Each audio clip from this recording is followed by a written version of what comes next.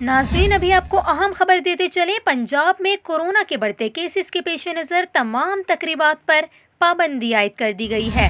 Public transport भी बंद करने का ऐलान कर दिया गया है।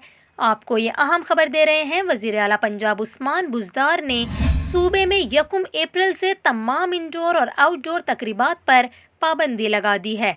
आपको यहाँ ये भी बताएं कि सूबे में हर किस्म के स्पोर्ट्स, कल्चरल और दीगर तकरीबात पर भी पाबंदी होगी। दुकानों और बाज़ारों के औकात कार शाम 6 बजे तक होंगे। यहाँ पर आपको ये भी बताएं कि बाज़ार हफ्ते में 2 रोज़ के लिए मुकम्मल बंद किए जाएंगे।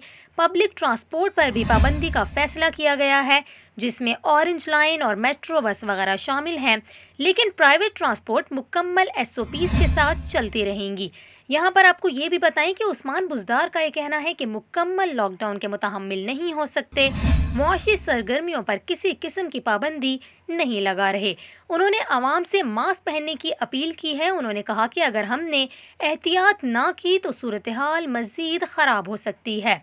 दूसरी जानिब लाहौर समेत पंजाब के 5 शहर कोरोना से बुरी तरह मुतासिर हो गए हैं। इन 5 शहरों में SOPs पर सख्ती से अमल दरामद कराने के अहकामात जारी कर दिए हैं।